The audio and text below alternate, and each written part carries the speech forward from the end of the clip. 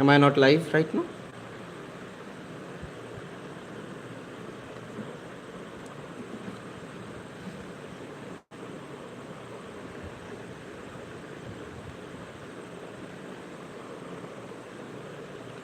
I'm live.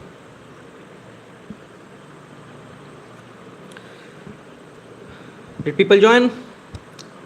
Good evening, everyone. It's me. Yeah, let people join.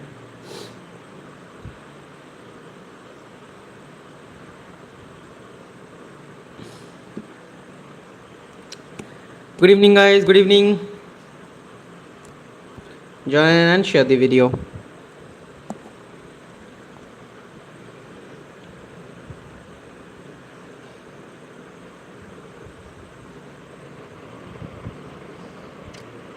Good evening. Good evening.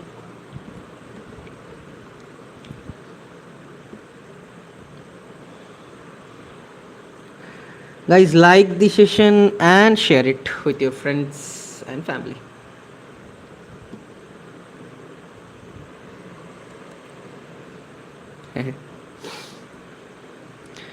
Okay, shall we start? Okay, tell me one thing, is my audio quality good?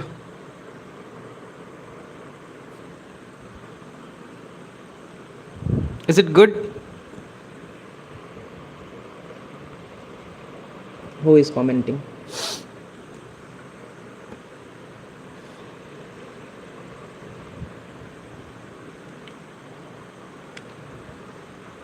I hope there is no noise in my audio quality.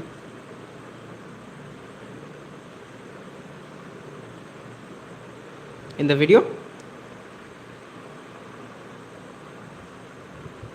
It's fine now?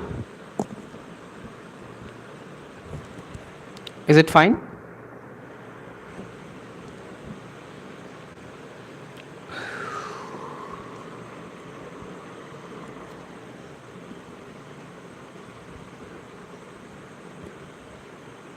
Hello, mic testing. Fine.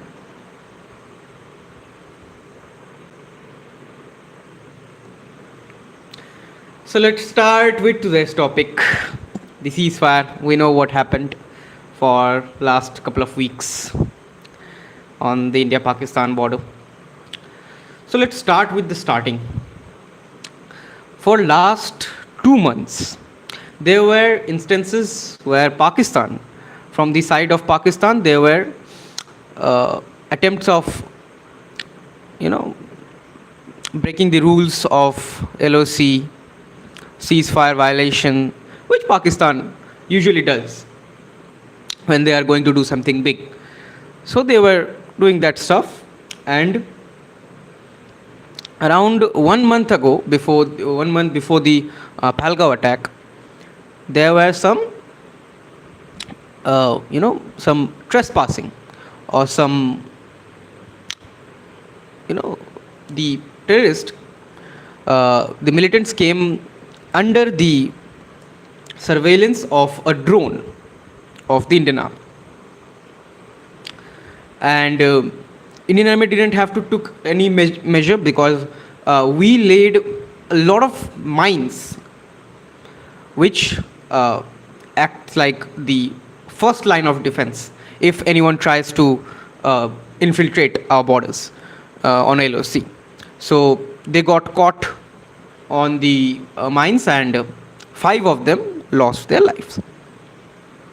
Now, this was the first attempt, and now we are assuming that these people who actually got inside Kashmir, because Pahalgam is not very close to LoC. It's a lot deep inside Kashmir. So these people, we are assuming that either they came up without getting noticed, and or either they came under the ground through tunnels, because there are reports that thousands and thousands of tunnels these militant groups have created. These terrorist groups, sorry, I'm not going to call them militants, they are terrorists. So these terrorist group created these tunnels for coming and going out unnoticed. Now, these around 3 or 4, I don't remember the number, I think it was 3. So these 3 terrorists who came from Pakistan,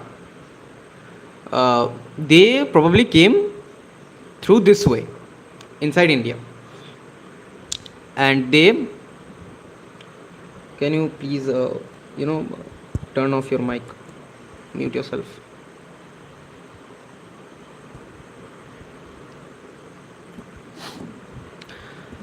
Yeah, so they came like this, and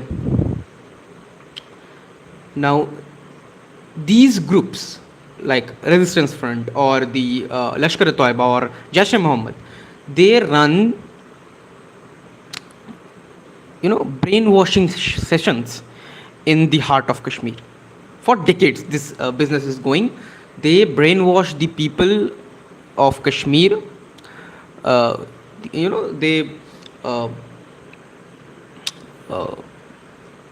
put toxic elements of India into their brains, which is obviously lie, that Indians treat them differently, and we discriminate Kashmir.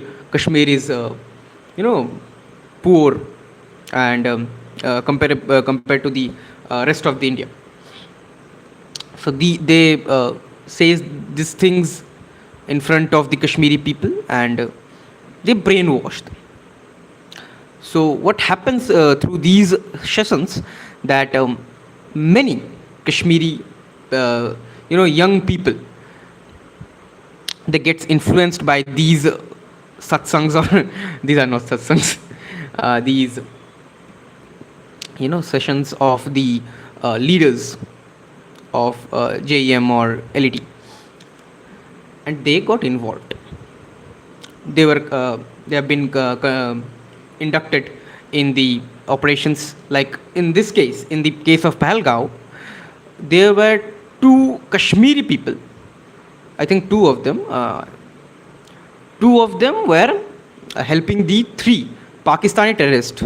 Now they didn't fire any bullets. I don't have the records. I don't think they have fired any bullets. The bullets were fired by the Pakistani terrorists who came from Pakistan, and they were brought to the location, means in the Basrang Valley in Pahalgam, by these locals, these local Kashmiris who have been brainwashed by these terrorist groups. Now what happened was unfortunate. Not unfortunate, actually. I won't say it's unfortunate, because the reason I will tell you a little bit later in the session. So they killed 26 people on 22nd of April. 25 of them were Indian men, and 1 was Nepali. Now there is a lot of confusion going on that they were killing Hindus. First, we have to make it clear that they were not killing Hindus but non-Muslims. Means anyone who is not a Muslim, they would have killed them. Means not only Hindus, Christians, Sikhs, Jain, Buddhist, anyone. If he is not a Muslim, he would have been killed. Now, the Indian media have the bad habit of exaggerating things, and so they made it that the attack was against Hindus. It's not a lie, but it's not fully the truth. Now, The scenes were horrific. The people who have witnessed the incident, I don't think they will ever come out of trauma based on what have they seen in that on the at that day. People were shot point blank range. They were said to, take off their pants to confirm that they were not Muslims. These things happened, and we lost 25 of our countrymen along with the foreigner. Now, all of them were men, and the the terrorist killed them in front of their wives, their children, and when their wives said that why are they leaving them, means the wives alive, the terrorist says that they are leaving her or them alive because they will tell Modi what happened. Now think about the mentality or the conditioning of their mind. How cold-blooded they were, that they are killing the husbands of the ladies and then telling the ladies that go and tell this to your prime minister.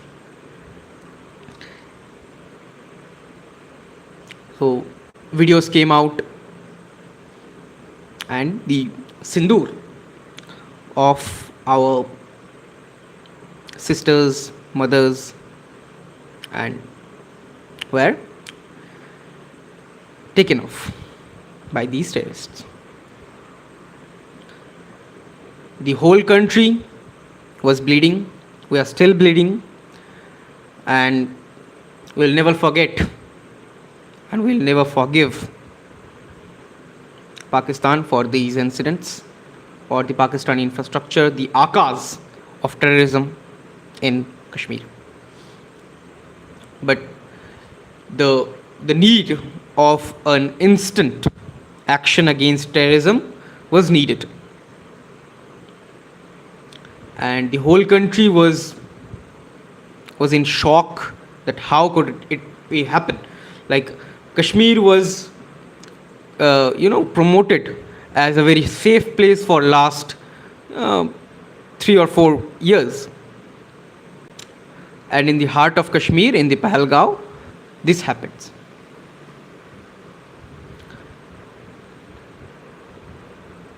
So a lot of questions come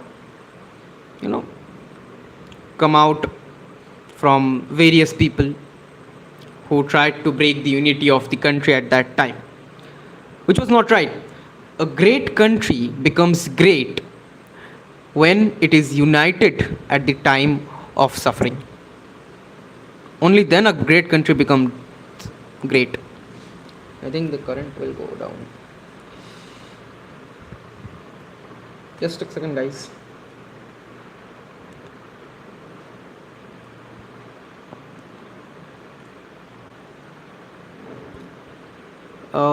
Is there any comment we can take? Any questions?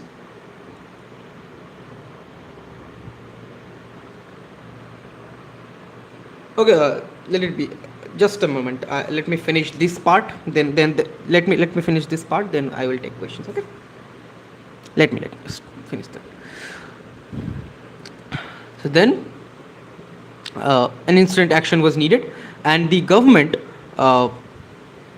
It was a premature statement by the Indian government that Kashmir was safe.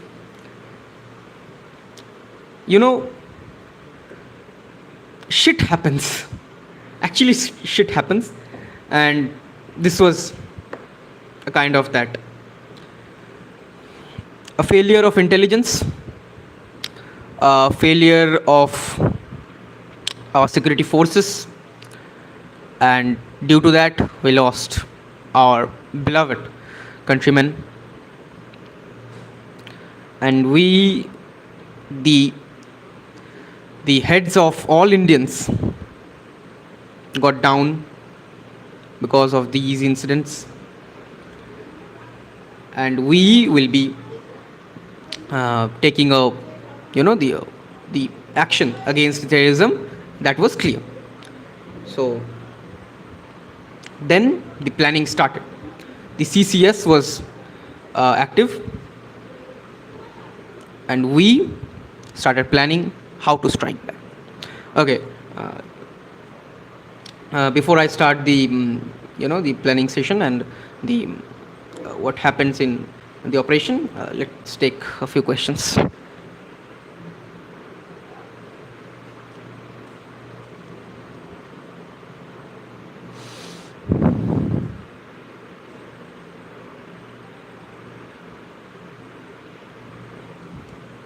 Am I audible? Yeah, let's take some questions. I'm not telling anything, so I'm not audible. Let's take some questions.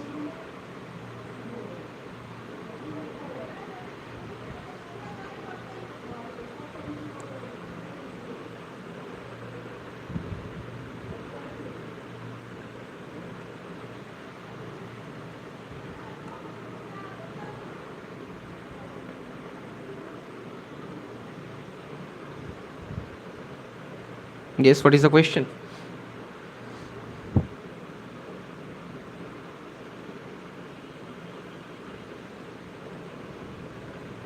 Aren't we?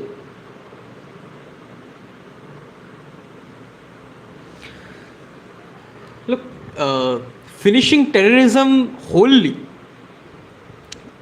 is very difficult. I won't say impossible, but it's very difficult. We will need a whole session on this, that how to eradicate terrorism.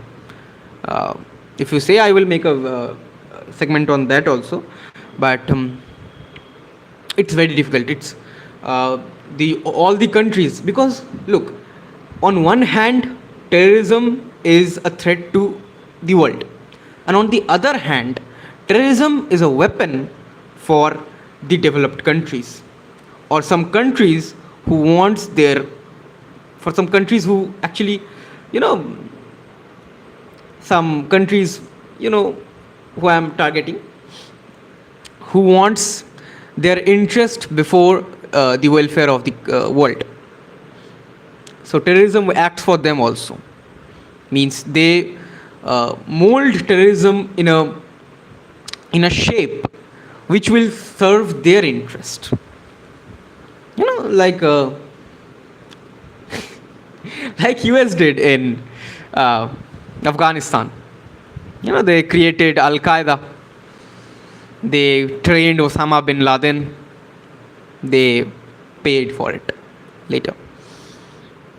But these terrorism is very difficult to eradicate, because countries like US, countries like now China, they fund terrorism to serve their interest. I hope you heard that news comes every 2 and 4 months that China voted in the UN Security Council in favor of a terrorist, a Pakistani terrorist, so that the UNSC doesn't give him a designated terrorist tag. So these kind of things go, and they use them. They use them as a weapon to control the whole world. Anything else?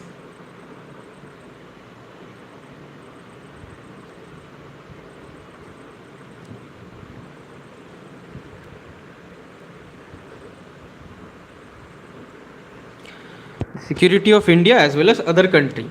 What is the near future of the security of India and as well as other countries? We have to avoid, statements. We need to focus on actions rather than statements. This whole incident, the whole, the thing, all took place because of the premature statement of the Indian government. And and we have numerous examples that how much intelligence failure can cost, but we didn't learn our lessons from that. In Kargil, there was an intelligence failure, and we still on a very wrong track. I'm not blaming the RNAW or the Intelligence Bureau, but this attack should have been neutralized before it was started. In the planning stage, it should have been neutralized.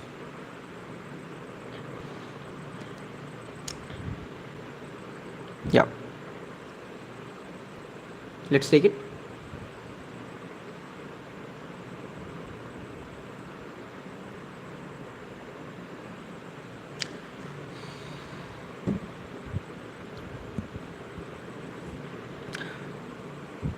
Diplomacy and extremism, terrorism have a very long history. In 2000 or 2001, I don't remember the year, the IC-819 was hijacked, and there, because of the negotiation skills of the current national security advisor Ajit Doval, we saved our citizens. And diplomacy plays a very pivotal role, but these are extremist people, and controlling them is very hard through diplomacy. I'm not saying that it's impossible. It's very hard, and we have a saying in Hindi कि लातों के भूत बातों से नहीं मानते. So I don't think they will be very much contained by diplomacy. There should be only one action against terrorism, that is eradication, total elimination. Okay, should we proceed, or there are questions?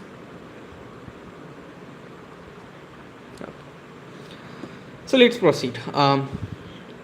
The CCS was created after the Pahalgam attack.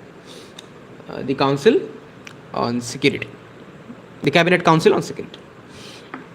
Who were the members? The Prime Minister, the External Affairs Minister. I'm talking about India. The Prime Minister PM Modi, the External Affairs Minister Dr. S. Jaishankar, National Security Advisor Ajit Doval, the Defence Minister Rajnath Singh, the heads of all three armies, all three forces, means the Navy, Air Force and Army, and the CDS. Now this committee decides that we will be giving a free hand to the army, the armed forces. They will be deciding the time, the methods and the locations of the retaliation from India against the Pahalgam attack. Now on 5th of May, the attack happened on April 22nd. On 5th of May, there was a notification that India will be conducting a mock drill on 7th. On 7th of May, India will be conducting a mock drill in 244 districts of the country. Now, in mock drills, it's like a civilian war exercise, where the civilians are given instruction what should they do at the time of war, like the sirens or the knowledge of survival, something like that. Now, it was fixed that it will happen on 7th. No one expected that while people will be preparing for the mock drills on 7th of May, early morning, we will get up from our bed and turn on the TV or take our mobile in our hands, and we will see the news that India have striked Pakistan. Just a second, guys.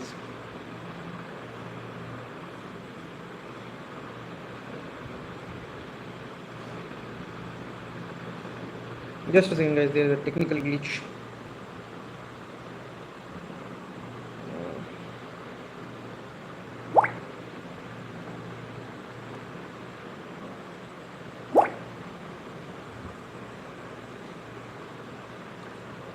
What happened? Hello? Can you hear me? What happened?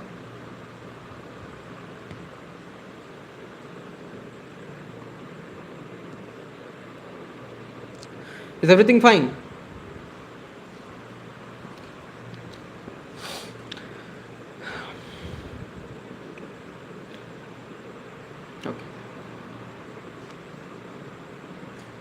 Okay.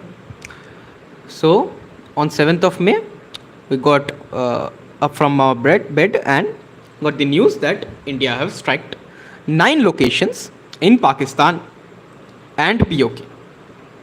Means in POK and Pakistan, because earlier in Uri and in Pulwama, Balakot strike, we struck locations in POK. We didn't touch the territory of Pakistan. POK is not the territory of Pakistan. POK is an integral part of India. So we touched the territory of POK. This is the first time, I think after Kargil war, Indian army went into the territory of Pakistan. Our missiles hit 9 locations, 24 missiles, 9 locations, and over 100 terrorists were killed, including the mastermind of the IC-819 hijack, the Rauf Ashkar, the brother of Masood Azhar, the leader or the chief of Jaish-e-Mohammed, and he is a designated terrorist by UN. Now, this operation was named Operation Sindoor because this is the revenge of the Sindoor, which is the terrorist erased from our sister's life. Now, after this, because there shouldn't have been any escalation from the side of Pakistan, because India have hit the terrorist targets. There were no damage to the military installations of Pakistan on 7th of May. Remember that. Now, around I have told you that around 100 terrorists were killed. Now, when these terrorists were took for their last funeral, their coffins were covered with Pakistan flag, and Pakistan's military's high-ranking officials visited these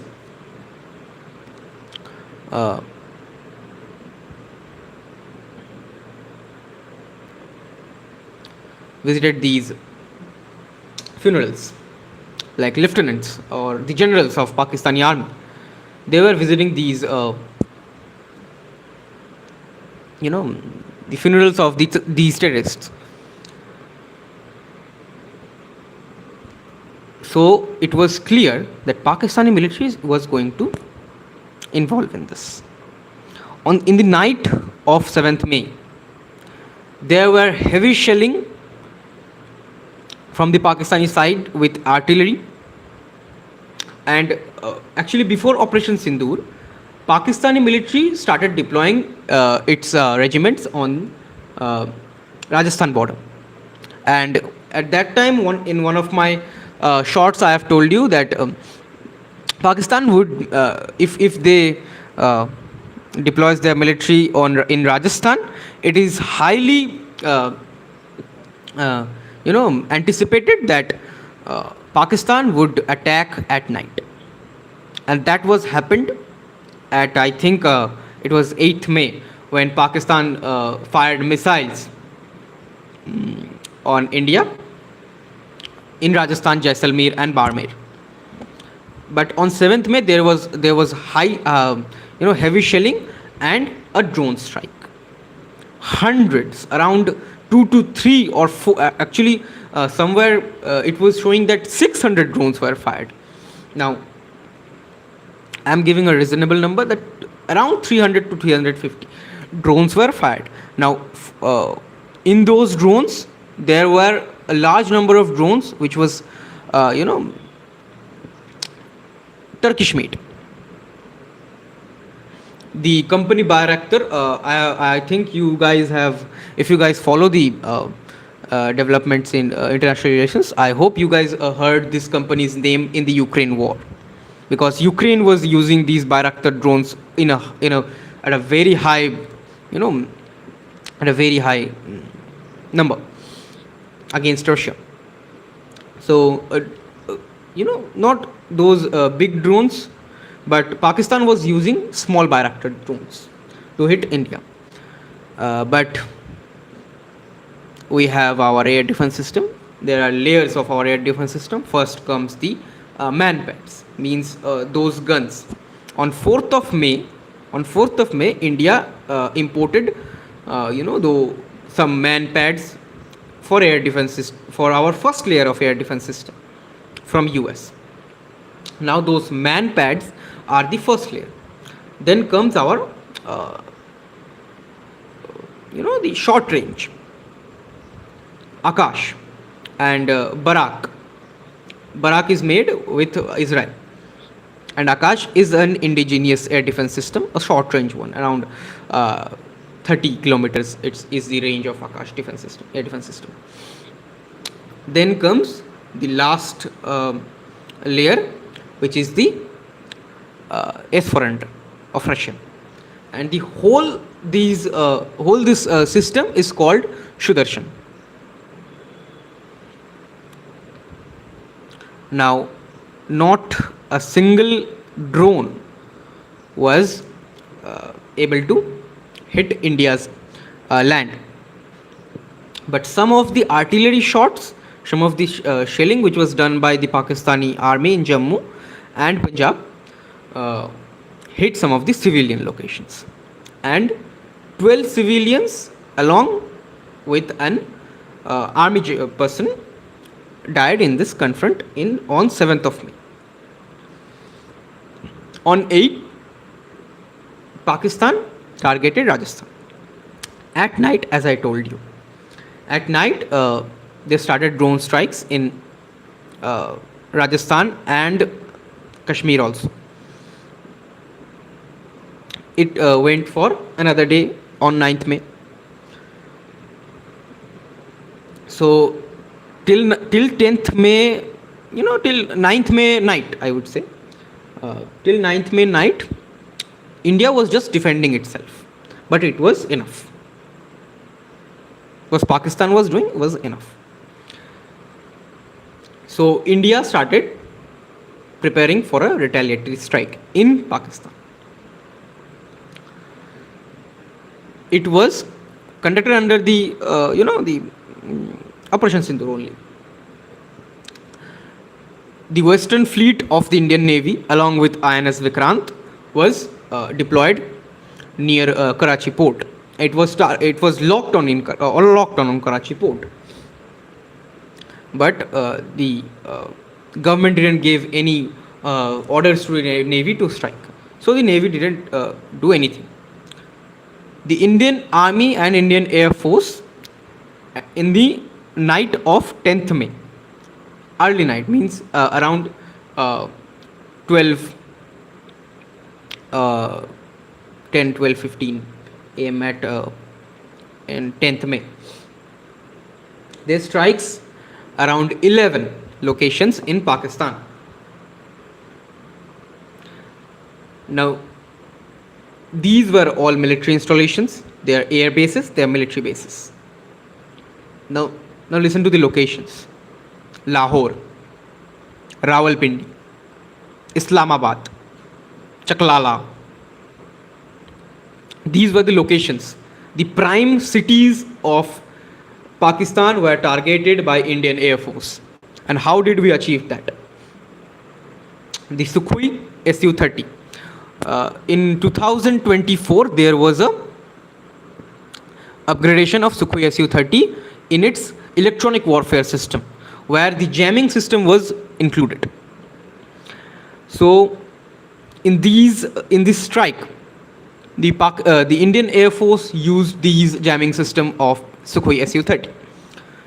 The Sukhoi took off, went inside Pakistan border, located the HQ9, no, not HQ9, H9, or HQ9. What was the name of the Chinese air defense system? HQ9, I think. Yeah, it was HQ9. HQ9, and jammed its software. Now, how did we got the location of the air defense system? Here comes the the drones of India. While Pakistan was striking drones to India, India was also sending low cost surveillance and sometimes attack drones inside Pakistan to locate the air defense systems of Pakistan. And in the I remember that on 9th May, the defense minister of Pakistan, Khwaja Asif, he in the Pakistani parliament, he says that India strike Lahore air defense system, India destroyed it, and we didn't fire the air defense system because in that case India would have knew where the air defense system were. And at that time he was trolled, but he was right. India was doing that to locate the air defense system of Pakistan, and we located that. We strike them on 10th. We jammed them with Sukhoi. Then the Rafales took over and they went inside Pakistani territory, strike the air bases, the Noor Khan air base, the Chaklala air base, the Lahore military base, around 11 of them, and we show them with proof on the press conference of the MOD, Ministry of Defense. Now, during that time, BrahMos was fired. There was speculations, but now it's almost confirmed. There is no official confirmation, but still it's almost confirmed that the BrahMos was fired. Now, there were speculations that near the Chaklala air base there is a hills called Kirana Hills in Pakistan, where Pakistan stored its nuclear weapons, and one of India's drone hit that facility in Kirana Hills, and some nuclear fallout happened there. Immediately there was a meeting scheduled by the Pakistani Prime Minister Shehbaz Sharif with its nuclear fleet before the strikes. When the news came that the strike happened and probably a nuclear facility of Pakistan was targeted, immediately the meeting was cancelled, and I think the Pakistani Prime Minister or the ambassador of Pakistan in US called the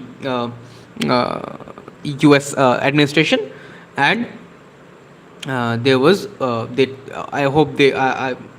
I'm assuming that they threatened US that if India doesn't stop, they will use nuclear weapons now, because their nuclear stockpile has been targeted by Indian Air Force.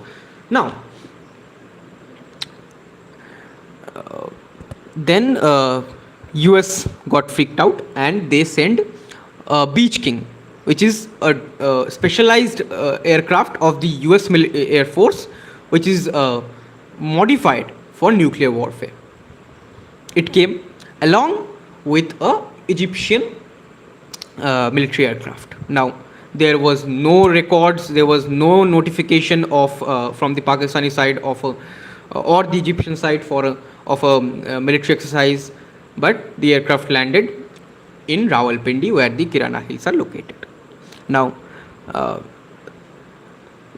people are very creative these days, so they got excited and they searched online that is boron located, is boron found in Egypt. So they found that in the banks of the Nile River there is a huge stockpile of boron. So Egypt has a very large quantity of boron. Now, why boron? Because boron is used for controlling the nuclear radiation fallout. Is there any questions?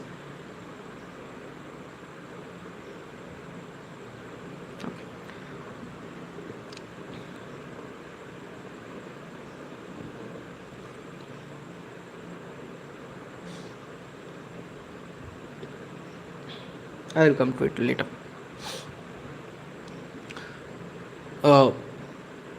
Just a second. Let me finish. I'll take the question. Let me finish. I'll take the question. Okay. So the boron, the aircraft filled with boron came from Egypt, and the wildfire of speculations. And these were not speculations, because the flight tracker was showing clearly that an US Beach King and Egyptian military aircraft was landing in Rawalpindi. So what was that doing there? Nothing. They were not playing there, or they were not doing maneuvers in the sky to entertain the Pakistani people. They were there for some reason, and the reason was nuclear fallout in Kirana Hills. Even though on 12th of May, during the press briefing, the Minister of Defense, the Air Chief Marshal A.K. Bharti, Air Marshal A.K. Bharti, he denied these things in a very sarcastic way. I would suggest that you should go and check that press briefing, where he was asked by a journalist that if India had strike the nuclear facility of Pakistan in Kirana Hills, he says that there are there nuclear facilities in Kirana Hills of Pakistan? India didn't know that. These are his words. Now, there is a treaty between India and Pakistan, where on the at the start of the year, both the countries had to share the locations of their nuclear stockpile, their nuclear weapons, where they have deployed. So Pakistan and India very well knows where the nuclear weapons of each other are being placed. So this sarcastic joke of Air Marshal was very nice, I would say. But India knew about the Kirana Hills, this nuclear stockpile of Kirana Hills, if there is any, because we don't know officially that if there was really any nuclear weapons of Pakistan. The ceasefire, then the DGMO of Pakistani military called Indian DGMO, Mr. Rajiv Ghai, and there was a mutual understanding of ceasefire, and they promised to speak on 12th May again. On 10th of May at night, at the evening I would say, there was another ceasefire violation by Pakistan in Jammu, and India was just defending it, and India played a very, very, very defensive game, non-escalatory, non-attacking, just a very, very marginal, very soft-handed. So this approach, I don't think, should be taken against Pakistan. I have told you that we have a saying in Hindi, लाशों के भूत बातों से नहीं मानते, तो Pakistan is that ghost. And so India did that, we tolerated that, and then Pakistan said that it was happened mistakenly. And they also said that India violated the ceasefire, which was totally lie. We have videos all over our medias. The Indian government issued videos that Pakistan was violating the ceasefire, but we forgive them. Maybe it was done by Asim Munir to save his, to save his chair in the Pakistani military. Now, while all of this was going, on 12th of May, let me finish it. On 12th of May, the DGMOs of both countries spoke again, and now we are getting that tomorrow is most probably another telephonic conversation scheduled between the two DGMOs. This is from the Pakistani Foreign Minister Ishaq Dar. This is a own goal person. He gives own goal to his own team. I hope you remember how he, how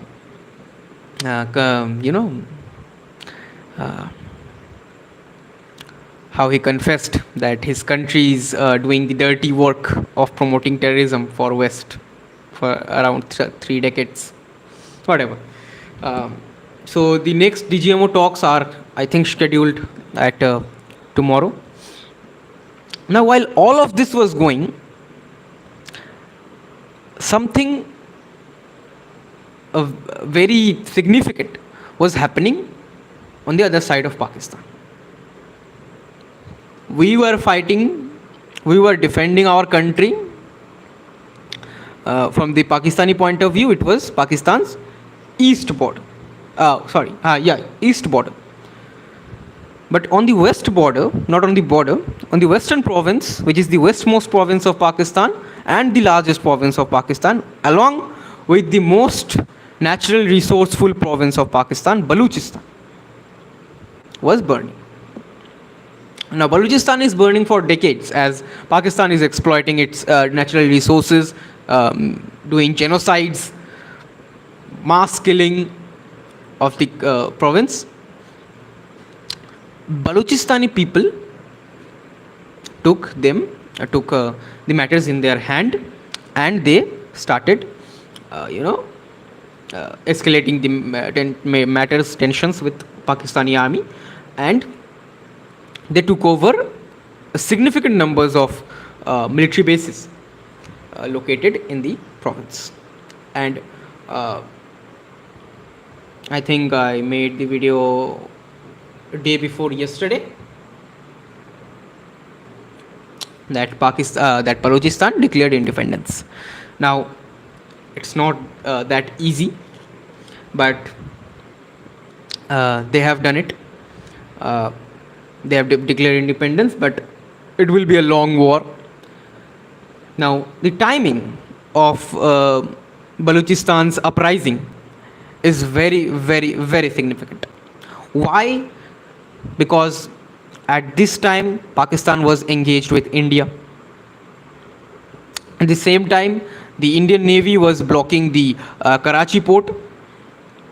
And at the same time, the Gwadar was attacked in Balochistan. Gwadar port, the main port of CPEC, the China-Pakistan Economic Corridor, it comes under Balochistan. The Gwadar was attacked, and Balochistan declares independence. So there are speculations that India is helping the Balochistan Liberation Army and the other groups which are fighting for the rights of Balochistan.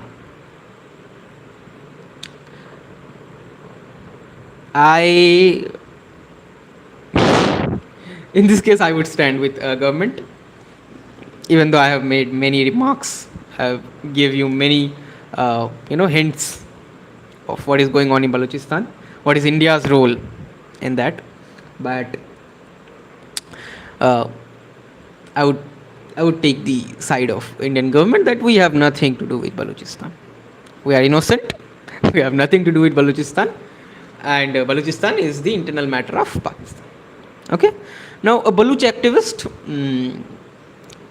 Mir Yar Baluch, she asked India for the embassy of Balochistan in New Delhi, which is not going to happen so soon, but we are looking forward to it. We are very much looking forward to it. Even not a, if not a whole embassy, at least an office like Taiwan. We are looking forward to it. We have to squeeze Pakistan.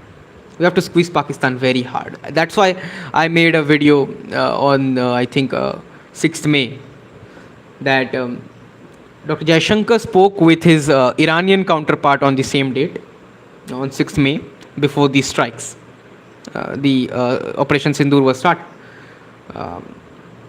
And in that video, I said that India needs to squeeze Pakistan. We have spoke with the Taliban. We have spoke with the Taliban government. We have spoke with the Iranian government and various. Actually not various. These two are the main countries which we need to squeeze Pakistan. Now, this issue should have been stopped here. But then comes our very good friend, Donald Trump.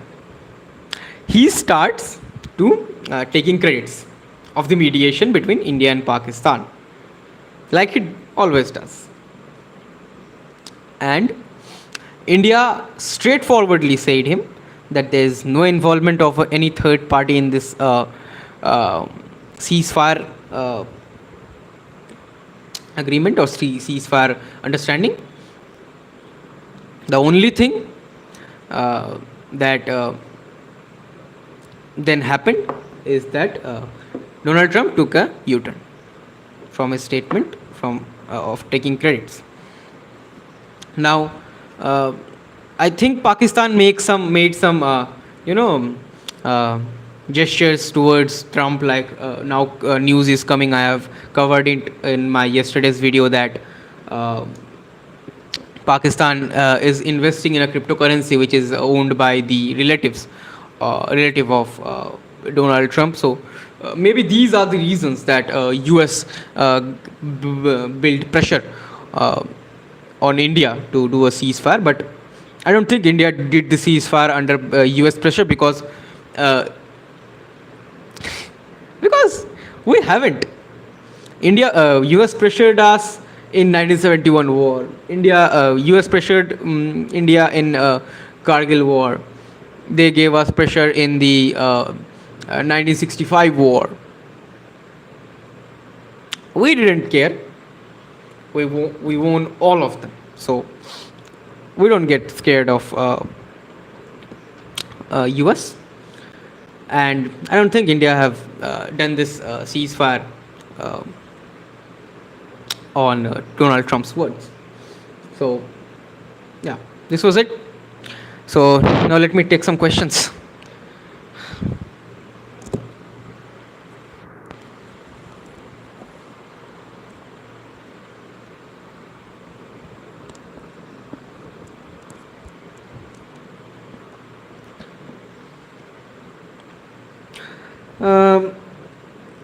I won't say that we should be raising the questions of security too early with the government, because the situation is still not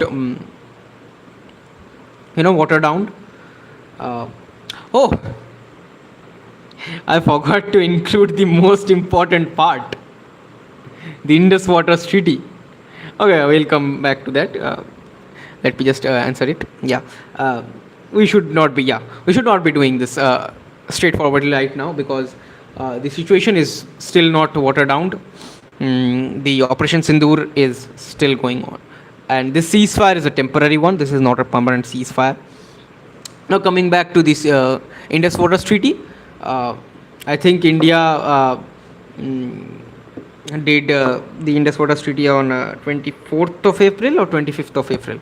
We stopped the water of Indus waters, like the three rivers that flow inside the three rivers that were given to Pakistan. The full control of the three rivers which was given to Pakistan.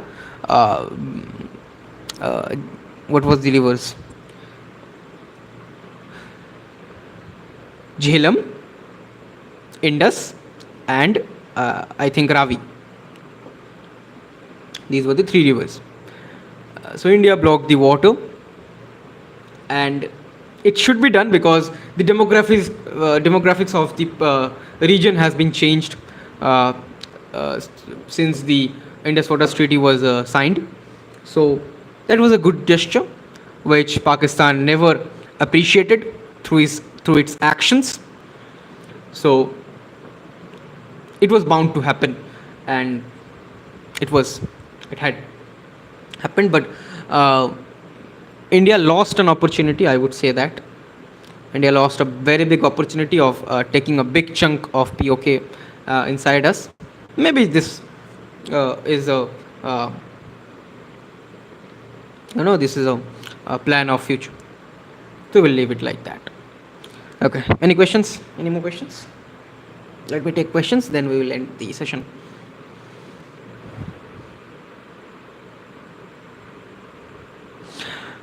What is the effectivity of multilateral investigation in this issue? No. There should be no multilateral investigation. There is nothing multilateral in this issue. There is only bilateral issue. Kashmir is a bilateral issue. Not only, like Dr. Jaishankar said, it's not even a bilateral. It's a unilateral issue. The only thing that India needs to focus, Pakistan needs to focus, that is when and how it will vacate its illegal occupation of Pakistan occupied Kashmir. That is the only bilateral issue which India should discuss with Pakistan. There is nothing multilateral in Kashmir. They have nothing. Pakistan have nothing to do with Srinagar. Pakistan have nothing to do with POK. We have the documents of Hari Singh, signed by Hari Singh, that Pakistan is our part. Pakistan is an integral part of India. Any more?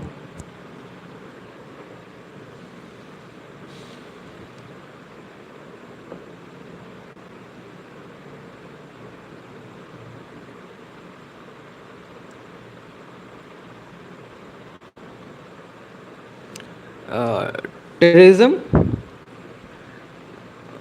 in this means terrorism as a whole in this region, or terrorism all over the world. I didn't catch your question.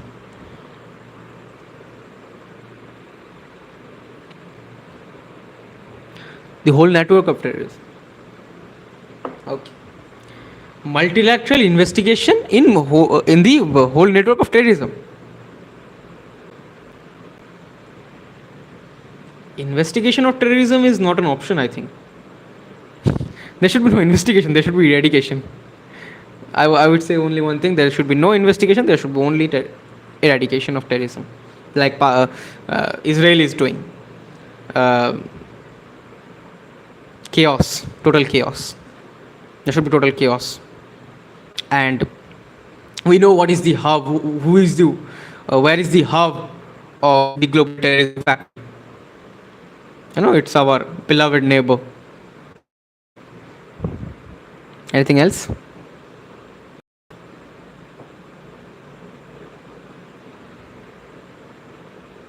Nothing? Shall we end?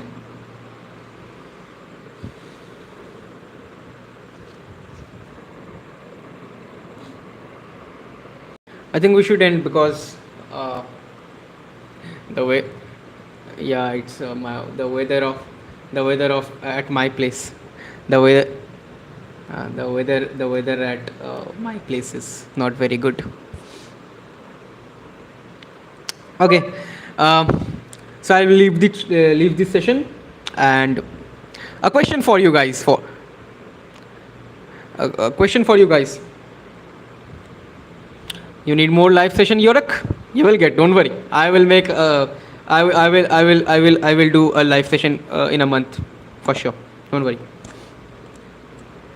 I'm trying to do the one live session. If I get more response, I would think about twice a month. But for now, it's one. Okay. So let me finish here. The question for you guys is: what steps should India take to eradicate terrorism along with its partners through diplomacy and military cooperation? Partners means France, Israel, and Russia, to eradicate terrorism from the world. What steps we can take? Remember, I have told you diplomatic and military. Okay? This is the question. I would leave that for you guys. So let's finish it. Good night. Stay awake and stay informed, stay knowledgeable, stay knowledged. Sorry. Yeah, stay strong, stay united. Important for this time, and stay away from fake news, because Pakistan is spreading fake news like hot kachoris. Okay? Jai Hind. We'll meet in the next session. Let's finish.